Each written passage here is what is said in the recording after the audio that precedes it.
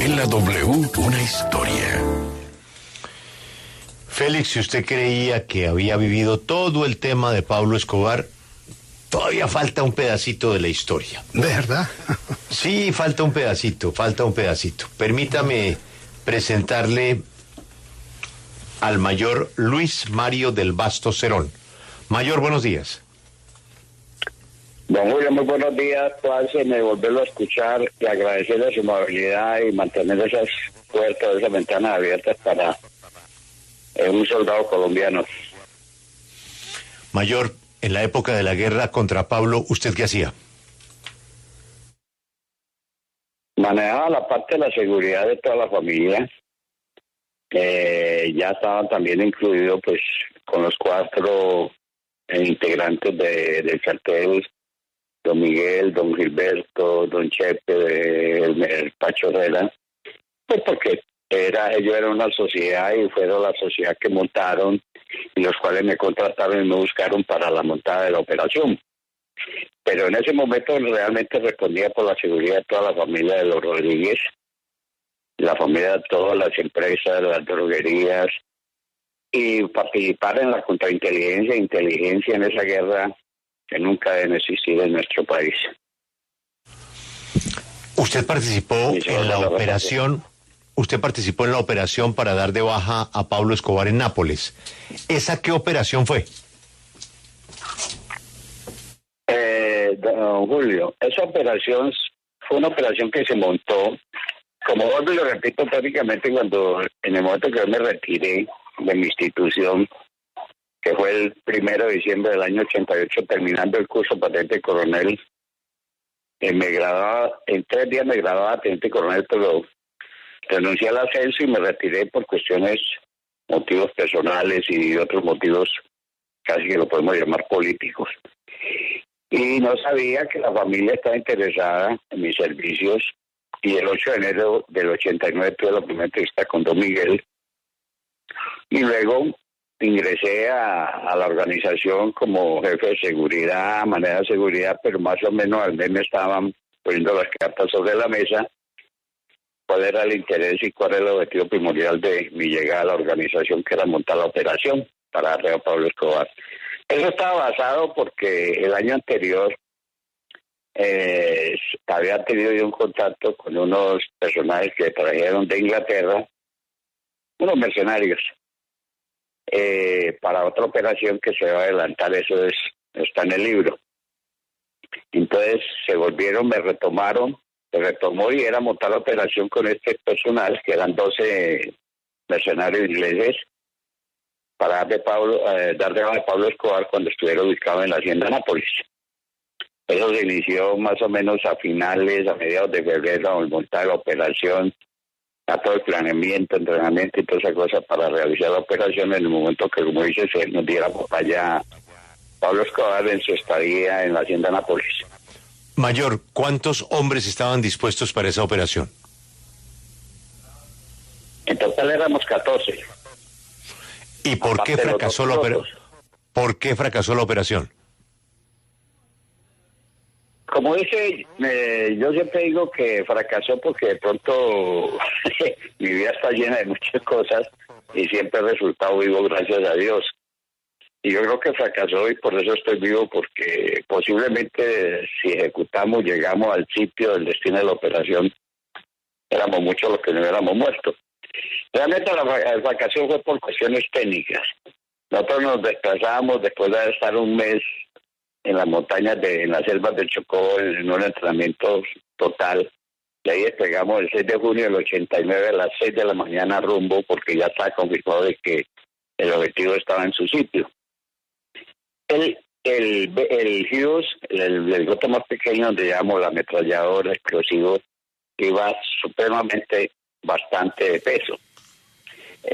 Yo le hice la observación a don Gilberto, pero pues sí, hubo el desconocimiento y sin embargo así aceptamos hacer el vuelo.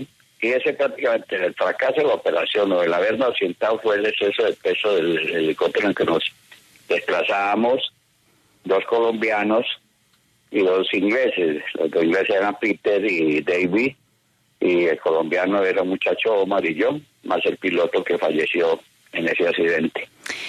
Pero mire, usted habiendo estado tan cerca de dar de baja tal vez al hombre más buscado del mundo, yo quiero saber qué pensó en el momento en que efectivamente le dieron de baja a Pablo Escobar en diciembre. Pues, digamos, estábamos en una guerra como es toda la guerra, ¿no? Y el objetivo era dar de baja al líder de esa organización porque realmente nos estaba ocasionando daño no solo al cartel de Cali, ni a la ciudad de Cali, ni al Valle del Cauca, sino era todo el país. Y ya estamos en una guerra enfrentada y ya también mi pellejo corría porque él le ofreció una plata por mi cabeza. Y es una satisfacción, un alivio.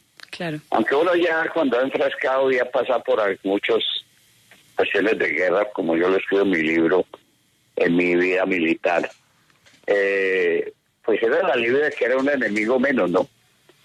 Pero también a la vez como ese picante o ese así de sentir uno no lo logra uno personalmente. ¿Y usted cómo se entera del precio que había puesto Pablo Escobar a su cabeza? En eso me lo mostró don Gilberto en una ocasión, una copia, no, una foto de una página, de una libreta que le cogieron en un allanamiento a Pablo. Aparecía ahí donde decía Mayor del Basto, 400 millones de esa época. Pero venga, Mayor, esta historia usted ya la ha contado en su libro que se llama Entre el bien y el mal, pero a mí me contaron que usted está pensando hacer una película sobre este capítulo en específico. ¿Con qué era? ¿Tú eres Violeta? Sí, señor. Se me pierde, cambia mucho la voz, Violeta. Violeta, no, eso se hizo una sociedad con el hijo de Miguel, con el doctor William Rodríguez, que pues ya está libre de toda pena, vive en los Estados Unidos, y se montó una sociedad y esa película se montó, está ya, como hablan en ese medio los del cine, pero la Biblia está lista, son 141 escenas, dura aproximadamente hora y 51 minutos. Se montó durante 8 meses, la hicimos y nos apoyó y nos asesoró el guionista Said Sami, un excelente guionista, excelente muchacho, muy bueno. Nos asesoró también el actor Lucho Velasco en la parte de dirección. Y trabajamos, otro hijo Miguel, otras personas que saben no se me escapa el nombre, éramos como 5 o 6 personas que trabajamos en ese proyecto y está ya la película montada, lista simplemente para ejecutarla, para como dice, montarla y filmarla. Pero los derechos del libreto son suyos. Correcto, son de la sociedad que se está montada con William, el otro hermano, con un porcentaje que van ganando los otros personajes que nos apoyaron ahí, como Saí, como Lucho, y otra persona que desconozco su nombre en este momento. Pues Said es el hombre, la reina del flow y de la venganza de Analía. 2 mega éxitos de la televisión. Pues éxitos que muy son bueno. hoy reconocidos por Netflix, por ejemplo, además de haber pasado por el canal Caracol en televisión abierta. Uh-huh. Pero, Mayor... Excelente guionista. Cuénteme una cosa. Usted terminó trabajando para el cartel de Cali. ¿Eso no tuvo implicaciones ser usted de parte del cartel de Cali con las autoridades? Pues, don Julio, normalmente uno cuando toma decisiones en la vida tiene que saber para dónde va esa decisión o dónde lo conduce. Yo tomé la decisión porque primero a mí no me despidieron de mi institución sagrada, que era el ejército. Yo me retiré voluntariamente por motivos muy, y creo que en el libro lo voy a conocer algo. Y ya retirado por fuera, pues eran mis decisiones, ¿no? Ya cuestiones muy personales, con riesgos personales e inclusive de mi propia familia, pero cuando tomé la decisión de la operación, es que como se dice, ya hubieron otros sentimientos aparte, como puede ser también, y no lo puedo negar, la parte económica, pues porque La institución del ejército es lo más sagrado y lo más hermoso que me ha podido pasar Pero, a mí en mi vida. mayor, no me está contestando. ¿Qué problemas legales tuvo usted no, por ser parte del legales. cartel de Cali? No, inicialmente no, pero posteriormente cuando se presentó el asunto de un video que le hicieron a un coronel, compañero mío, que era comandante del bloque de búsqueda, del cual yo no fui responsable ni he sido responsable, que creo que lo hicieron personas extrañas al cartel y se lo vendieron, y desde ahí inició mi ruta de sacrificio, de persecución por parte de la institución o de determinados jefes de ese momento para cobrarme algo que yo no había hecho. Entonces fue una persecución, allanamientos, seguimientos a mi familia, a mis hermanos. Pero a usted lo judicializaron. Durante el tiempo que yo estuve en el cartel nunca tuve un proceso abierto, nunca tuve una orden de captura, nunca. Entonces, ¿tuvo proceso por el video del coronel? No por el video propiamente, porque pues eso no explicaba ni tenía no podían demostrar lo que había hecho yo por eso. ¿Cuál fue la razón de su judicialización? La judicialización es una cuestión de que nunca ha pasado en Colombia primera vez y creo que nunca ha pasado, ni pasará. Que fue espionaje cuando me capturaron en la sede de la América el 13 de junio del 95. Hasta ese momento no había ningún problema jurídico contra mí. ¿Cuánto tiempo estuvo detenido? 4 años. Yo fui condenado a 8 años y pagué 4 años físicos en la cárcel de máxima seguridad de Palmira. Primero fui judicializado por espionaje. Pues eso se cayó a los 11 meses, pero inmediatamente me agarraron proceso por el enriquecimiento ilícito de esa época, que hoy se denomina lavado de activos. ¿Por qué? Por los cheques con los que me pagaba Miguel Rodríguez mi sueldo. Entonces me fusilaron y me condenaron por enriquecimiento ilícito. En estos micrófonos, Mayor, estuvo otro hombre muy importante de la seguridad que fue el que terminó entregando a Miguel. Me refiero a Salcedo, que también escribió el famoso libro en la boca del lobo o en la mesa del diablo. ¿Usted trabajó con Salcedo o Salcedo lo reemplazó a usted? La historia de Salcedo, pues lo conozco muy bien a Jorge Salcedo, y agreguémosle, él primero me entregó a mí y después entregó a Miguel. Él tenía que sacarme de la línea de seguridad porque yo ya estaba sospechando de él que él estaba trabajando para la DEA. Y Jorge Salcedo fue un alumno mío cuando yo era ejecutivo en el batallón Pichincha. En 2 cursos de la reserva que se hacen momentáneamente, que van cada 8 días provisionales, un curso de la reserva. Ahí lo conocí, era hijo de un general activo del ejército de artillería y se hizo amigo mío. Cuando yo estaba en el año 88, que le digo que se traían los mercenarios y se iba a montar la operación, yo estaba en la actividad de mi curso en la escuela de guerra, entonces yo no podía estar al frente de eso, entonces lo busqué a él por el idioma, porque él manejaba el inglés, y para que me reemplazara en esa actividad en donde estábamos entrenando los ingleses, que era para un asalto a Casa Verde, en esa época.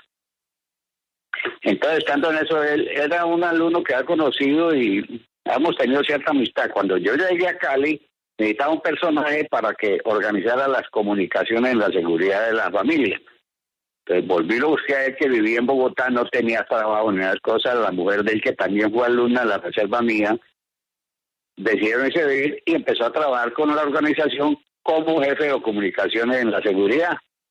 Cuando se inició la operación, pues ya lo empleé por la cuestión del idioma, de la parte administrativa, de la organización con los mercenarios para montar la operación. Esa fue la historia de Jorge Salcedo. El jefe de seguridad nunca fue militar ni nunca fue operativo. Pero es que aquí tenemos la primera primicia de esta entrevista, que él es el que lo entrega a usted, además de entregar a Miguel. Sí, señor. Naturalmente tenía que entregarlo a usted porque usted era el problema para él. Pero correcto. Si la DEA es la que lo convence a él y hace el negocio con él a cambio de que hoy viva tranquilo en Estados Unidos, como está viviendo tranquilo en Estados Unidos, ¿la DEA no intentó con usted el mismo negocio? Nunca lo intentaron porque sabían quién era Mario del Basto. Porque cuando estuve en la cárcel lo intentaron, ya cuando ya estaba preso. y siempre me negué. Entonces, nunca lo intentó. Yo nunca tuve acercamiento por parte del ejército, tal vez, pero no. Yo tengo una línea muy recta en mi vida de la lealtad y creo que por eso estoy vivo, don Julio. Pero usted decía, me da mucha curiosidad una cosa, usted hace un momento decía que sospechaba que Salcedo estaba trabajando con la DEA. ¿Qué hizo Salcedo para que usted sospechara de él? Entró esa persecución y normal y lógica, pues, porque pues nosotros estamos aparte de la justicia, digamos, estamos en una línea cometiendo cosas ilícitas. Yo no fui narcotraficante, le aclaro eso. Hubo una ocasión en hubo un allanamiento en una casa de las que tanto ocupaban ellos, tanto Gilberto como Miguel, digamos, en su correría de evitar que los capturaran. Esto queda por el norte de Cali, en Santa Mónica. Y ahí ocurrió eso, un detalle una anécdota, y si Jorge Salcedo está escuchando esto de saber que eso es verdad, sí, eso es cierto. Cuando estábamos organizando la parte de seguridad de esa casa, tenía mucha vulnerabilidad y ahí el día que le cayeron a don Miguel lo cogerían. Entonces, miré yo, la casa daba contra una cañazo daba contra la loma de Cristo Rey, llamémoslo así. Y eso tenía un canal que iba a salir casi a la avenida donde estaba antiguamente el restaurante Río de Enero, donde hubo el atentado contra William. Esa era la única vía de escape que tendría don Miguel. Entonces, ideé una escalera esas de lazo tipo marina, tipo que usan en la marina, y se hizo un anclaje en el muro alto que acaban contra esa pared para que por ahí se escapara, y así ocurrió, coincidencialmente. Y al señor Salcedo yo le ordené que hiciera ese trabajo de la escalera, y se hizo y se logró, y ahí no estábamos, y que sabíamos de eso no era sino una cocinera, el secretario privado de don Miguel, Jorge Salcedo, don Miguel y yo. En una ocasión allanaron esa casa y afortunadamente Miguel se escapó por ese lazo, por la escalera y salió. Resulta que hubo una grabación, como lo saben ustedes, y eso no se puede tapar. Ellos tenían control de todas esas comunicaciones casi en todo Colombia, donde el personaje que llamaba al bloque de búsqueda para informar que ahí permaneció Miguel, me lo pasaron, lo analicé, y el personaje que después yo analizando desde que era un agente de la DEA que había puesto a trabajar en la oficina de comunicaciones Jorge Salcedo, o sea que como decimos nosotros en el DEA ya estaba pringado por la DEA Jorge Salcedo, se escapó. Y ese tipo, ¿cómo iba a saber de esa escalera? Entonces yo personalmente le dije, después de eso, que don Miguel se escapó, le dijo Miguel, aquí habemos unos sospechosos de que somos los sapos. Así le dijo Miguel. Primero soy yo, Jorge Salcedo, la negra y el secretario. Usted busque análisis. Don Miguel se me enojó, discutimos y él decía que no, porque enseguida vivía el gobernador, estaba la casa del gobernador y permanecía en la escolta. Entonces don Miguel decía que era uno de los escoltas del gobernador de esa época, que era el finado Villegas. Entonces desde ahí yo empecé a sospechar, pero pues uno tiene que tener criterio en la vida, y más con una persona que yo consideraba mi amigo, que como dice, irle a echar el agua sucia sin tener uno, como dice, esa prueba fehaciente. La prueba era la grabación, pero no era la voz de él. Pero sí era la prueba de que no sabíamos, no 4 personas. Sin embargo, eso pasó así, hasta que me descabelló a mí. Lo descabelló usted y entregó a Miguel. Pero mire, Y entregó a Miguel. ya que usted está contándonos con sinceridad las cosas, también Miguel se dio cuenta de que Palomari lo estaba traicionando. Y ahí viene la orden pertinente de ir a por Palomari. La historia hasta ahora indica que no pudieron con Palomari y por eso mataron a la señora. Palomari posiblemente, no hay confirmación si aún sigue en Estados Unidos o no. ¿A quién le encargaron matar a la señora de Palomari? Don Julio, lo hace muy claro, con todo esto pasó, de lo de Palomar y tal cosa, yo ya estaba en la Universidad de Palmira. Eso fue posterior a que me capturaron a mí. Pero es una cuestión también, y lo hablé con don Miguel y con don Hilberto, mi concepto. Para mí, a Palomar trataron de convencerlo posterior, después del primer allanamiento que le hicieron a Palomar, y que fue en la oficina del Siglo XXI, donde se inició el proceso 8000. Que ese día el proceso de ese allanamiento que lo hizo directamente el coronel Velázquez, prácticamente con 1 hora de anticipación me mandó Miguel a decirle a Palomar que se saliera de la oficina, porque ellos enteraron del allanamiento con anticipación. Y yo fui a la oficina ese día como 40 minutos antes, y Palomar, y por terco, quién sabe por qué, o porque ya tal vez estaba vendido, pero realmente se sacaron. El único que fue el maletín donde aparecieron todas las colillas y todas esas cosas del proceso 8000. Pero ese día fue donde inició, y yo pienso y yo creo que Palomar no fue torcido. Palomar era un buen hombre, y lo digo aquí al aire porque ese es mi concepto. Compartí con Palomar muchas cosas, con la señora de él, con otras amistades, con el mismo Jorge Salcedo.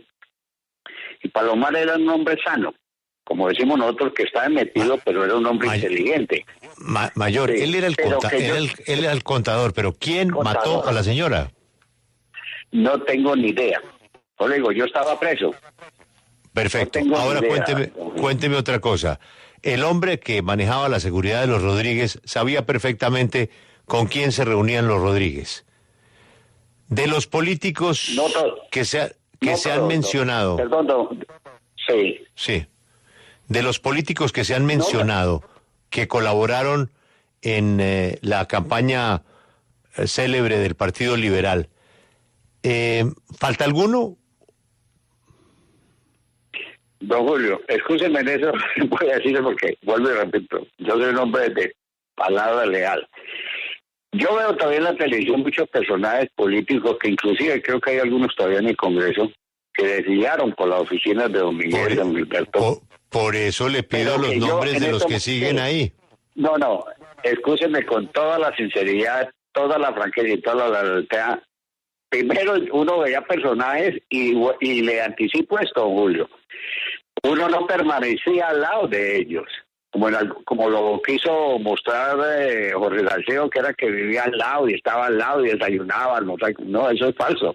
Uno tenía reunión con ellos cuando lo necesitaban tratar los aspectos de seguridad o cualquier otra actividad, pero que estuviera uno y se diera cuenta, toda la gente que pasó por ellos, no, imposible. Era espontáneamente que algún día lo hubieran citado a uno y que estuviera allí. Y yo recuerdo, Sí. el personaje, inclusive uno murió hace poco, que ese día coincidencialmente estuvo allí y salió con un cheque de 10, 15 millones, pero no todo, porque le digo, uno no permanecía al lado de ellos. Sí. Uno estaba en su actividad por ¿A fuera. usted? Uno estaba con ellos ¿A cuando usted? había alguna situación. Como ¿A le usted le digo, tocó? el día... Sí, señor. Es que usted no nos va a dar nombres y así, entonces pues no podemos avanzar, porque usted dice que usted es leal y que No. usted prefiere no mencionar Sí, a sí. nadie, entonces patinamos en lo mismo. ¿Usted, Es lo mismo, sí. a usted le tocó la funeraria? ¿Cuál es la funeraria? Ahí sí me cogió. Donde se Funeraria. supone que en una época ellos despachaban desde una funeraria, ¿o eso es ficción? Eso es ficción. Que yo que haya conocido, no. Ok. Ellos normalmente despachaban, digamos, desde su sitio cuando estaban abiertamente, pues tenían su oficina, varias oficinas donde despachaban. Ya posteriormente, cuando estaba la persecución, tenían apartamentos donde se ubicaban ellos, por X tiempo despachaban, ahí llevaban la gente, con capucha, lo que sea, se reunían, hablaban sus cosas. Más, uno nunca, si iba uno, y había algunas personas, esto uno ni sabía de qué hablaban, porque uno iba a lo que iba y uno los llamaba a hablar con ellos en el momento que lo estaban a uno, pero que uno estuviera en una reunión donde tú eras, no, nunca. Bueno, ellos manejaban muy bien eso. Pero ¿es o no es cierto que para que ustedes pudieran operar como operaban, tenían en la nómina a la policía? Y ese fue el gran éxito de ustedes. Manejaban la policía a su antojo. Y la policía, pues, luego tuvo ese remesón cuando llegó el general Rosso José Serrano. pero ¿usted coincide en que ustedes tenían comprada la policía desde el más alto nivel? No creo que solo en el Valle, sino en toda Colombia. Ellos tenían un manejo total de Colombia, inclusive de todos los políticos, de todos, no, pues, la mayoría de políticos de todo en la costa, en el eje cafetero, en Antioquia, toda cuestión. En Antioquia no muy poco porque está la influencia de Pablo. De la policía, ¿existía nómina? No la conocí. Yo no tuve nada que ver con eso. O sea, no era mi trabajo. Habían unas personas encargadas de eso que eran los encargados de ir a llevar y manejar esa nómina. ¿Quiénes o qué? Me imagino que tendría que ser con los altos mandos, los altos medios, mandos medios, lo que sea. Tenía que haber una pirámide para manejar eso, porque había que controlar la ciudad y mantener la ciudad segura. Porque claro, más ellos se preocupaban por la seguridad que por ellos mismos. Mayor, Era la cuestión del Valle. una última pregunta para un productor de Netflix, de Amazon, Sí, de sí. Caracol, de Sí, RCN, señor. que lo esté escuchando ahora, ya sabiendo que usted tiene un libreto en la mano. Correcto. Díganos algo que no se haya dicho hasta ahora y que esté en ese libreto. Algo. Algo es de que esa operación la conocía todo el mundo. Esa operación para mí, hasta los mismos americanos, la DEA, el gobierno americano, el gobierno colombiano, sabían de que esa operación se iba a montar, estaba montada y que iba para darle a Pablo Escobar. Ese es uno. Y lo otro es que nosotros recibimos, volando ya hacia el objetivo, me confirmó don Gilberto la presencia del objetivo de ahí, que estaba en Nápoles, para no ir a fallar el asalto, y fue por alguien que estaba infiltrado directamente en Pablo, y parece que era un político. Vale. ¿Aló? Pues ahí queda entonces esta nueva mirada a la historia que ojalá Colombia no tuviera que contar. La terrible guerra entre el cartel de Cali y el cartel de Medellín. Y aquí uno de sus protagonistas, el mayor del Basto, que fue el encargado de la seguridad de la familia Rodríguez Orejuela y luego de la alianza del cartel de Cali con el cartel del norte del Valle. Mayor del Basto, mucha suerte con su libreto y su serie. Muchas gracias.